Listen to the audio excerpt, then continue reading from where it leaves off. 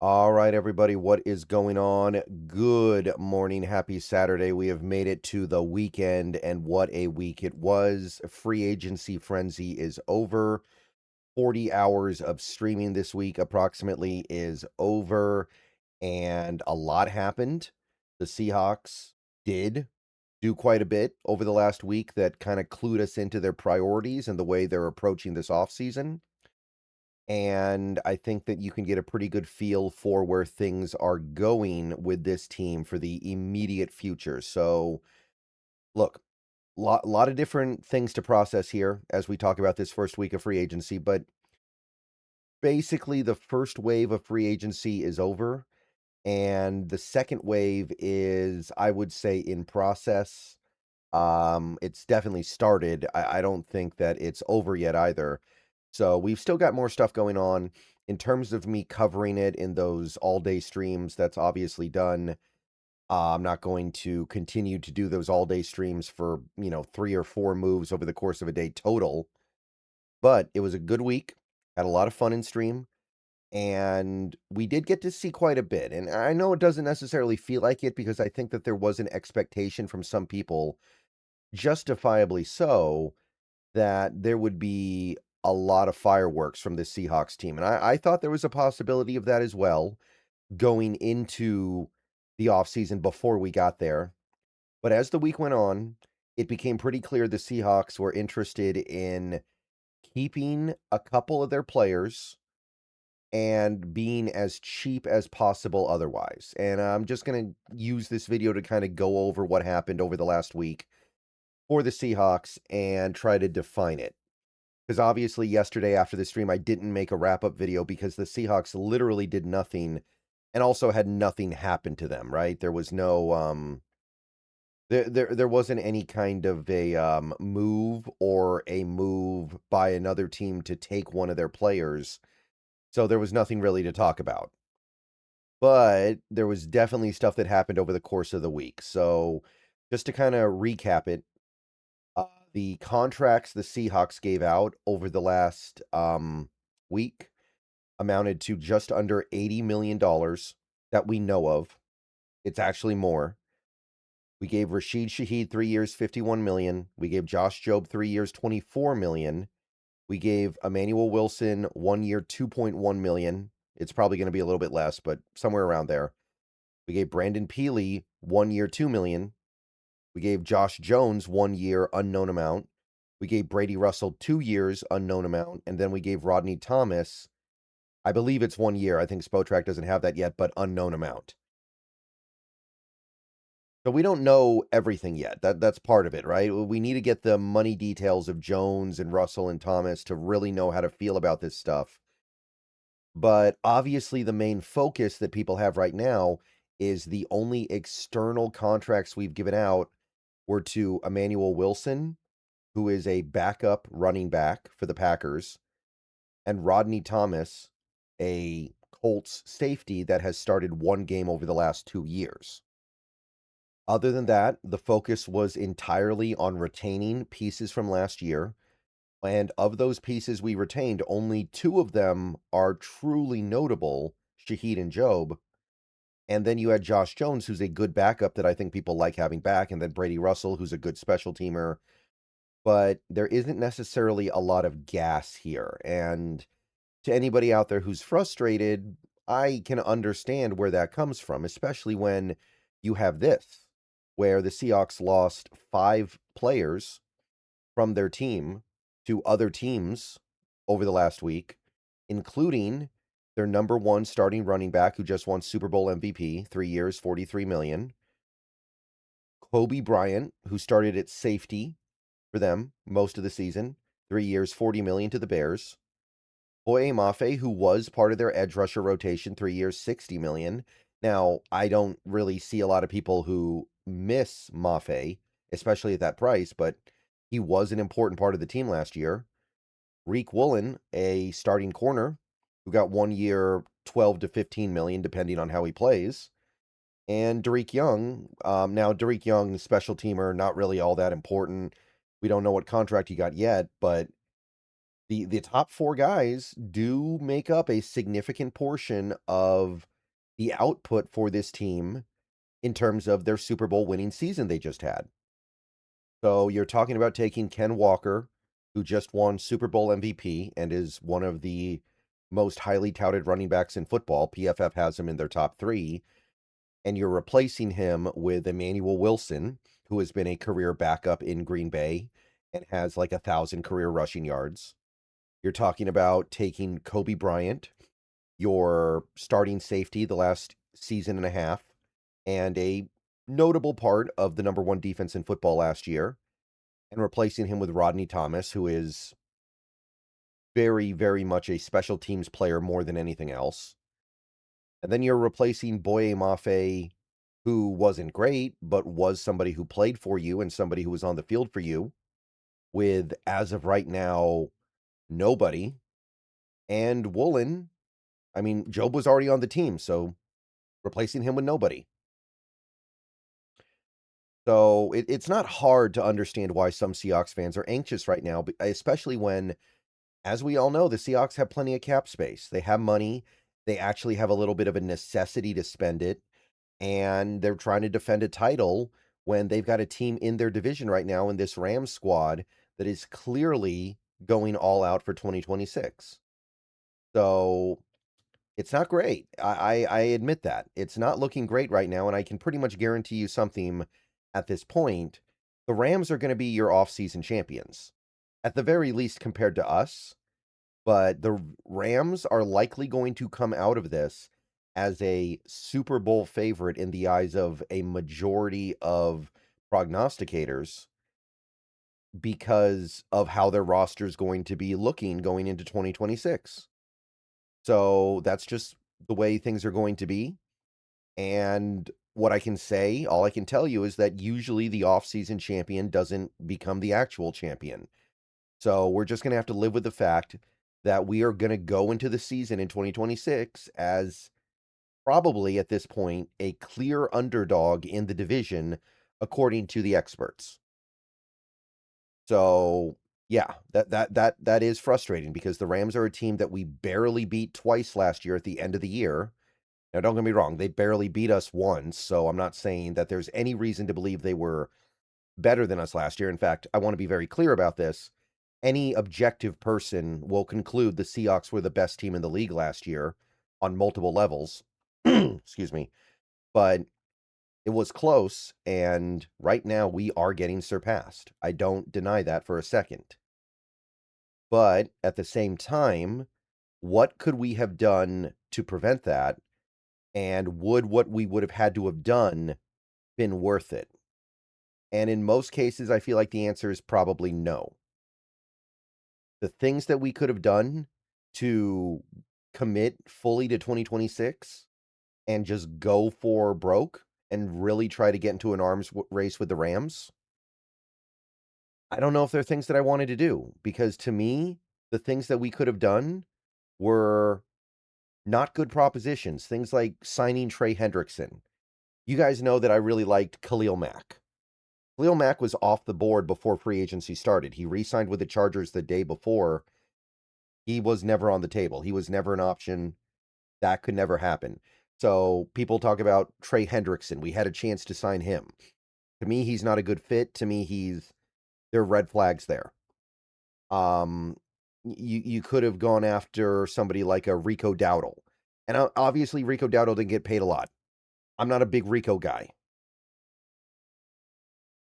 You could have gone after one of the bigger corners in the offseason, like a Jalen Watson. I don't know if Jalen Watson is going to move the needle that much compared to a corner we can get later for a lot cheaper. Like if you come away with Marlon Humphrey or L'Jarius Sneed or Cam Taylor-Britt at this point, and you're giving them a fraction of what the Rams gave Jalen Watson, yeah, Watson's probably a little bit better than those guys, but I don't think you're losing that much going from Watson to those guys. Um, Overall, I look at the moves that other teams made, and there are exceptions. They're not moves that I'm jealous of. They're not things that I wanted this team to do. Like I love Linderbaum, Corey Linderbaum, or I don't know why I said Corey. It's Tyler Linderbaum. Tyler Linderbaum, there's no way he's worth 27 million a year. I refuse to believe that. There's no way he's worth that kind of money. There's no way I would have wanted the Seahawks to give him that much.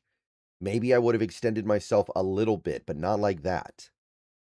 I look at some of the other moves that teams made that were big that maybe would have put us in a position where we could have gone, okay, we are keeping up with the Rams. And I'm like, well, I don't think it had a great chance of happening. And I also don't think it was a particularly how should I put this? I don't think it was a particularly savvy risk that we could have taken. So to me, sometimes it's just not there for you. And some of the things that I wanted to do were taken off the board before we had the opportunity. Again, to me, the Khalil Mack thing was a big pivot. When Khalil Mack came off the board, that really kind of, to me, was like the perfect arrangement of player, need, scheme, team. That was one of those things that I was really looking at, and it just ended up not really lining up because he never got to the market. And there were other things that happened akin to that. That's just one example that I'm trying to provide for here. So, yeah, overall, I'm okay with this. By the way, we do have a couple players that haven't signed yet. Chaz Surratt is still a free agent. Clearly, no urgency here. Cody White also could be wide receiver 6, but we might end up just kind of rolling with a Ricky White instead. And we released Tyler Hall. That was one move we made the other day. So I don't really have anything to say about that. He never played. But basically, yeah, it's a step back. It is. But I don't consider this to be a crippling step back. I want to remind people we have our core. Most of our core is locked up. You can't extend the core too much. Maybe some people feel like Ken Walker should have been part of the core, but what I would ask is, who are you giving up? Who is in the core right now that you would be willing to give up to retain Ken Walker long term? Abe Lucas? I don't think I'm making that swap. Ernest Jones? No, I don't think so. Maybe Julian Love, maybe somebody like that, but Love's been under contract for several years in Seattle now, so that's not really something that you can just substitute for at this point. So, yeah, that's how I feel about this free agency. I wish that there was more we could have done, but I think circumstance kind of dictated that there wasn't a ton. And I want to remind people again, and this is something that I've been hammering for a while. There are players left that can help this team. I'm looking at several veteran corners and several veteran edge rushers.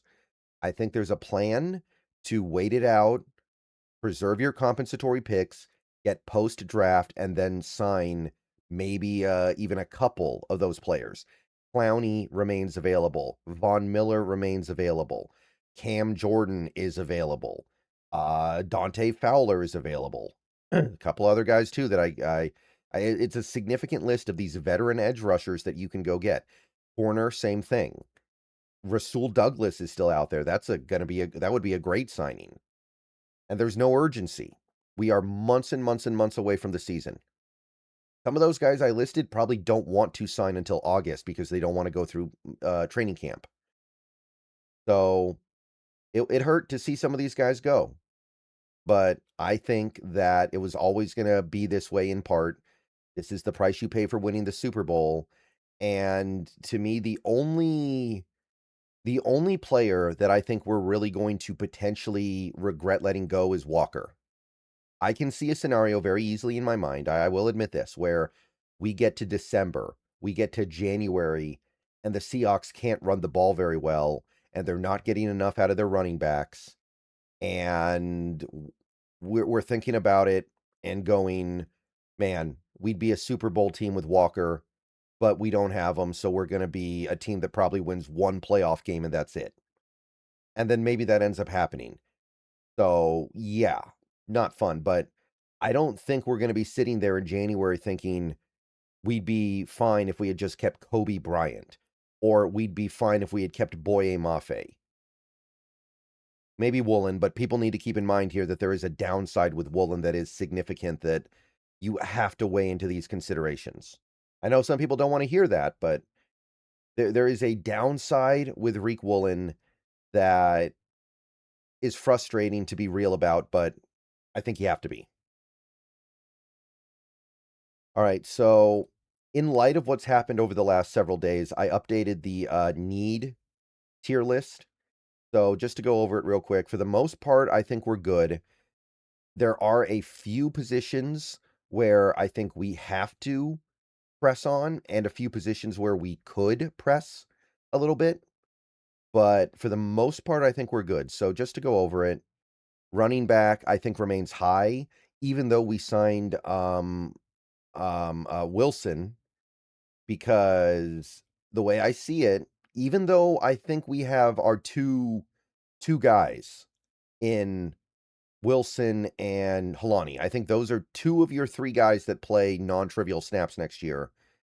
The next guy you get, and it's probably going to be a rookie at this point, unless you're trading for Achan, um, needs to be good and needs to be able to take on high volume now. So to me, even though I think that Wilson is good and will be a part of this rotation, and I know this team likes Helani, I still think that's a pretty big need. So I'm putting that in high, and to me, that's the only high one. Right guard, I think we're happy with Bradford, and that's fine. But I'm putting right guard here because I still think that you can make an argument. You can make a notable upgrade there. And while I don't think you're going to be able to do that with any remaining free agents, you could get Gettings Dunker, and he would, I think, be a pretty much immediate or at least very quick upgrade. Edge rusher, I'm still putting in medium. Demarcus Lawrence looks like he's going to come back, by the way, so that was nice. That's one good thing that happened this last week. But even if we're keeping Nwosu now, which it seems like we're going to, I think we need to do better here. I think we need to do a lot better, and I don't think you're going to be able to just do it with a random rookie. And I'm still going to put cornerback here. I thought about this. This could go into low, but I want one more veteran because right now we only have three corners on the roster with Witherspoon, Job, and Pritchett, if you're not counting Eman Wari. And I want a veteran and I want a rookie. So if I want two different things, I think that's medium. Left guard, I put in low because we don't have a backup really, unless you count Cable Do or Richmond, and I don't know what we think of those guys. Center, I put here just because even though I think it's very clear that we're gonna roll with what we got, you can definitely make a clear argument that you can upgrade from Sundell. He's not a great player, just not with anybody available. And I'm gonna say safety as well, just because there's a little bit of maybe a little bit of insecurity around Okada being a full-time 17-game starter when your depth is very low. And by low, I don't mean the head count. I mean the quality of those guys. Like, I think that Seahawks fans are very justified in feeling like that AJ Finley and Rodney Thomas are unknowns because they are as depth players on defense. To me, everything else is fine. No need at quarterback. Fullback is totally good. With Shaheed in tow, we don't need a receiver. Even if we don't re-sign Cody White, Ricky White as a futures deal, I think. So you can just promote him, and then you have 6 receivers, and you're done. Tight end, nothing to talk about. Josh Jones means we don't have to worry about a backup left tackle, or I would say right tackle. I'm a little bit not loving him at right tackle compared to left, but he can do it. So re-signing Peely, combined with the fact that this team clearly isn't that interested in nose tackle, I think bumps nose tackle down to no need. Defensive tackle, same thing. We're pretty loaded there. No room for another guy anyway. Linebacker with Drake Thomas back in, I think we're good. You could draft somebody, I guess, but you don't need to. I don't think there's any argument to be made that we need to. Slot corner, especially with D'Anthony Bell in, is clearly fine. Kicker, punter, and now long snapper with Chris Stoll. I guess that's one. Actually, Chris Stoll isn't listed here, but that's actually another signing we made. My bad. So mostly we're good. It is unfortunate that there are a couple of positions that I think are very clearly defined as needs for us. And while I do think we're going to be able to resolve edge rusher in free agency, running back and cornerback are going to be, I think, the top priorities in the draft. and I don't love that. I wish we'd go into the draft with a little bit more of a cleaner slate to go BPA, but it's hard to do that. All right, so let me know what you guys think. I'll see you guys later. I don't know if I'm posting another video later today. Maybe I will, maybe I won't, but I'm pretty out of it. I'm pretty tired. And the last few days of the stream, I will admit, it was like a lot of effort for not much movement because not that well. Okay, Thursday the Seahawks did a lot, but it was a lot of smaller moves and people were checked out. I think people got checked out when they realized that they weren't going to make any massive swings. I think there was some frustration there. So I'm ready to decompress for a couple days before I get back into draft stuff. But let me know what you guys think. I'll see you guys later. Go Hawks. Free agency rolls on, but gonna slow down, and that's where I am. Go Hawks.